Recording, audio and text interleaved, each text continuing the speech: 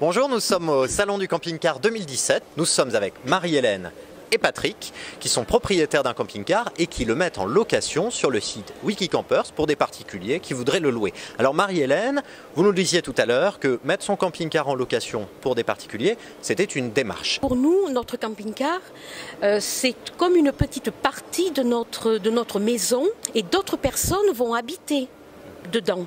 Et avant de penser à toute considération, qu'elle soit technique, financière ou autre, il faut vraiment que le propriétaire de camping-car soit prêt à faire cette démarche. Personnellement, dans le couple, j'étais certainement la plus réticente. Et bien, après cette saison de location, eh bien, je suis plutôt favorable et je le conseillerais, oui, je le conseillerais, mais bien sûr, il faut que ça soit bien préparé. Patrick, votre camping-car, vous l'utilisez à peu près combien de temps dans l'année vous-même ? Pour l'instant, oui, pratiquement un mois et demi. Un mois et demi dans l'année.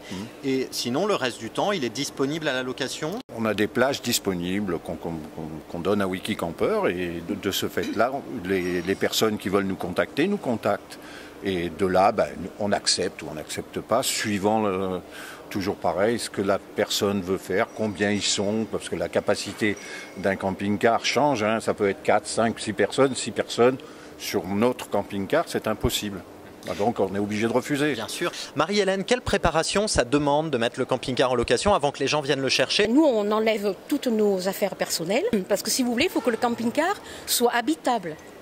C'est-à-dire que quand les locataires prennent le véhicule, il y a toute la vaisselle, que tout soit propre, bien sûr.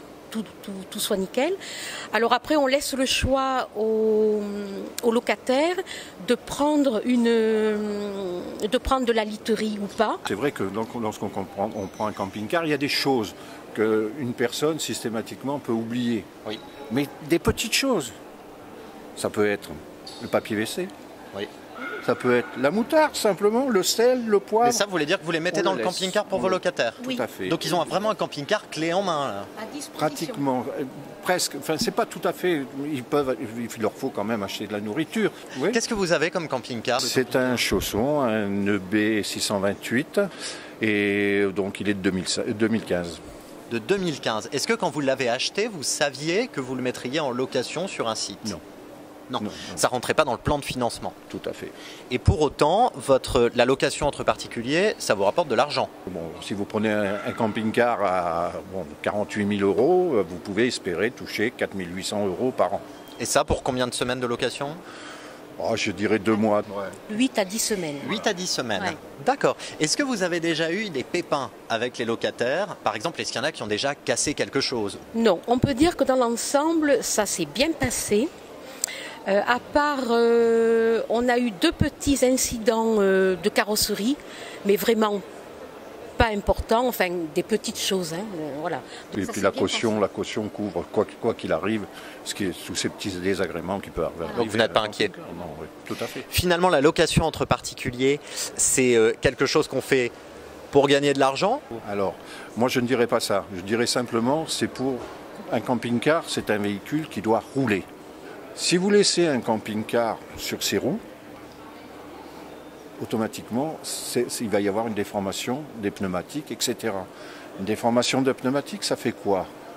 Au bout de quelques temps, ils vont exploser sur la route, parce qu'il va y avoir surchauffe, etc. Et ça va faire clac, clac, clac, parce qu'il a toujours appuyé au même endroit.